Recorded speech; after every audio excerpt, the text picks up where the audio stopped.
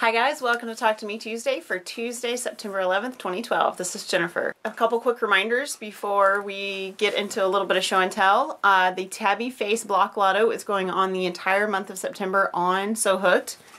So just a reminder, this is the Tabby Face, and you can make 1 to 5 of these blocks and send them to me, and then you will be entered to win all of the blocks.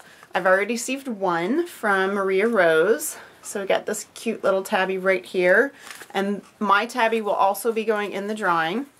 So make sure you get those in during the month of September. I will be doing the drawing the first Tuesday in October, and I will put a link in the description to everything you need to know on how to be entered to win the entire set of Tabby Face blocks. There and Back Again posted last week. We are up to block 12, and in case you guys missed it, it was the Arkenstone, and I cannot show you my block today because I've already made my quilt top, and so you can't see until next month. We've got one more block and the layout, and then the entire block of the month will be revealed. You'll get to see the entire set, the whole quilt, the whole shebang will be live, and you'll get to see all 4 quilts from all 4 designers. I'm really looking forward to sharing that next month. Linus is this Saturday. I will not be there because my husband's grandmother is turning 90 and we're going to her birthday party instead. And I started looking back at my pictures and thinking about it, and I have not missed a Linus meeting since July of 2007, which is when Deathly Hallows, the book, came out. Which happened to come out the Friday before Linus, so I was reading all night and I didn't go to Linus the next day. I was actually still reading at 9 a.m. when Linus started the next day. So this is the first Linus I've missed in a long time. So we will be out of town Saturday, but this weekend, if you are in the Austin area, Friday, Saturday, and Sunday is the Austin Area Quilt Guild's Quilt Fest, so there will be a quilt show in Austin. My Project of Doom will be there, so if you are in the Austin area, come down and check it out. I believe general admission is $8. For guild members, I think it's $5, but it's, you know, you can spend a good 4 hours just looking at quilts. There will be lots of vendors there, so if you want to do a little shopping, there will be lots of stores from all over Texas at the quilt show. They will have booths there where you can shop, buy fabric, buy whatever. And just mainly just come see all the awesome artistry of the Austin quilters. There are some incredibly talented quilt artists in this area, and they will be on display on Friday, Saturday, and Sunday. I actually dropped my quilts off today on Tuesday, and I can't wait to see my Project of Doom hanging in a quilt show. It's the first actual quilt show where it will be with other quilts, and it's the first quilt show it's been in where it's going to be judged, so I'm a little nervous about that. I'm also going to have my Project of Doom appraised, so I'm looking forward to getting a value on that. If you're anywhere local or you can drive in to see it, it's totally worth your while. I will actually be going Friday with some friends, and I cannot wait to see what all is on display. And I kind of want to stand back and just watch people look at my quilt, because I would like to see how they react to seeing the Project of Doom on display. Anyway, so that's this weekend, and I'll talk about it next week. I'll let you know how everything goes. From this moment on, Amber, HP5 Freak, if you are watching and you have not received a package from me, turn off this video and come back and watch it later. I'm about to show a little thank you that I made for Amber because she did an auction for Tackett for one of her custom-made Afghans, and Amber does absolutely stunning work. Our very own Clumsy Cord won her auction, and it went for quite a lot, and I made a little thank you package that is going in the mail right now as soon as I finish this video, so hopefully she will have that in the next day or so, and she will be able to come back and watch this video. I decided to make some very functional, fun things for Amber as a thank you. So first of all, I made her a thread catcher, and I don't even have one of these, but I've been wanting to make one forever. And I got the instructions from, this comes from redhenfabrics.com. This was a free tutorial. It looks like this. And this is the thread catcher. It's just a little fabric basket. There's actually the inside part of an embroidery hoop in here. It's got a little cardboard and batting bottom. And what you do is you twist this up and you can put it in your sewing kit so that when you're sewing, or if you go to a class or whatever, you open this up and you can put your thread and your little scraps in here. And it's just a tiny little trash can. This was a really easy tutorial to follow. It took me probably a couple hours to make this because, you know, stopping and going to do other things. It is almost completely hand stitched. There's one seam that's machine stitched and the rest is all hand stitched. And the bottom is basically a big yo-yo. It's actually two big yo-yos with cardboard and batting in. And then the rest is just fabric. And this is actually made from a fat quarter that Amber gave me some time ago. So, little thread catcher. I also made her some handmade labels.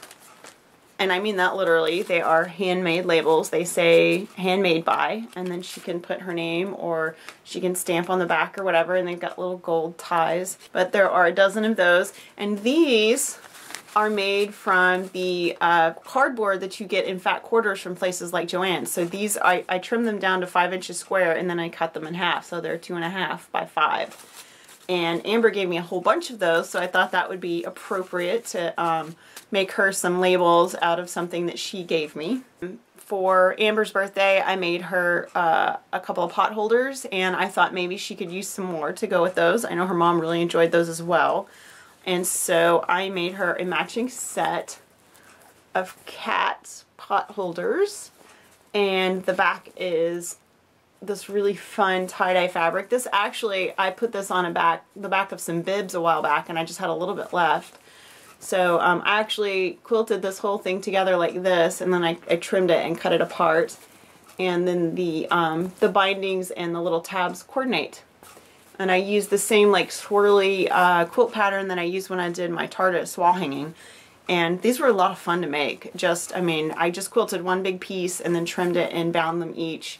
And they do have, you can hear it kind of crackling, they do have the Insulbright, which is the special batting that's made for pot holders. I like to use a sheet of Insulbright and then a regular piece of batting. So it's got cotton batting and Insulbright. So it's very unlikely that she will burn her fingers using these pot holders because they've got double layers. And because I love the kitty cat fabric, I'm going to send her the rest of it. There's not quite a fat quarter here, but there's a nice little piece that she'll be able to use for something. So that's a little thank you package that I made for Amber. It's not a lot, but it's heartfelt, and I hope she enjoys all the little things that I made for her. And hopefully she will have those in the next day or two, and she can come back and listen to me talk about them. So another tiny update about me. I am still without a laptop. My laptop is being fixed right now. There was a big snafu last week where I filled out all the forms online to get my laptop repaired. It's under warranty. I have an Asus and it's under warranty. It's only like 4.5, 5 months old. And they received the form that I filled out, and I received an automated reply saying if I hadn't heard from them in 48 hours, there was a link to click to go back to their website. And I did that, and I got another automated email, and then I didn't get anything else. So my laptop was sitting on my desk, just dead all week long. And finally I called them after I did, you know, I did the second email where I received the second automated email. We did another 2 days and got nothing, and I called them. And basically what had happened is when I filled out the form online, they got the form with my email address attached and it was empty. So I got an auto response, and then when they got an empty email, they just discarded it. So nothing happened. And I got it all worked out on the phone with the customer service guy, who was extremely nice and helpful. I still don't know what the state of my hard drive will be. It's unlikely they'll be able to save it, but if it's not the hard drive and they can fix the other stuff, then I will get it back with my hard drive intact. I don't know. We're still waiting for that. So I am getting a little bit of stuff done online, but I'm not online remotely as much as I normally would be. I haven't been able to. My options are a really slow, really old laptop, which honestly is almost not even worth using, or using our entertainment computer that's attached to our TV, which is not intended to use for, you know, email or whatever. And, you know, I think I talked about that last week, where having a computer attached to a TV is very awkward to use. It's doable, but it's very, very awkward. So honestly, I would rather just do the minimal I can get by with and play catch up when I get my laptop back. I've done a lot of stuff around the house the last week because I haven't been online. I've gotten some sewing done. I have been doing, my kids are both teenagers, and we've been doing a lot of cleaning out and a lot of purging of stuff that they've outgrown and they just don't need anymore. My oldest child is going to go to college in a year, and so I've given her the mission of cleaning out her room over the course of this school year. So I've made a huge trip to Goodwill. I've cleaned out my room. We got rid of a huge piece of hand-me-down furniture that was just taking up space, and we really, really didn't need anymore. It was actually something that I traded a friend for years ago. We didn't need it. I gave it away on Craigslist this weekend. It's gone. Lots of real world stuff getting done, not a lot of online stuff getting on. I am going to try to get some updates done on Fandom and Stitches this week. I have a couple of new patterns from designers that are ready to go. It's just it's so inconvenient for me to do updates right now. Hopefully there will be a slew of new stuff once I get my current computer situation sorted out. I honestly feel kind of handicapped. I feel like I've lost an appendage because being online with you guys is such a big part of my life. I mean, if you've ever seen the graphic that shows the person hugging their computer and it says, "I love my computer, my friends are in there," that's exactly how I feel. So I feel very disconnected, but I will catch up and I will be back and we'll get this mess all sorted out, and I will get back on track. But in the meantime, Tabby Block Lotto, Tab-a-Bomb. I do hope to have a new project for Fandom and Stitches starting in October. That's one of the projects that I have potentially lost, which means I'll need to redesign the whole thing. But it's kind of for my son too, so I probably will do it anyway. So there are things coming and there are things going on, so you guys keep busy, keep crafting, and I hope you're having a really great September. The weather is getting slightly cooler, so I'm really hopeful for sweater weather in probably 2 months. I mean, I live in Texas, let's be realistic. Sweater weather's not going to be here till November. So anyway, quilt show this weekend. I hope you guys make it. I will see you guys next week. Bye.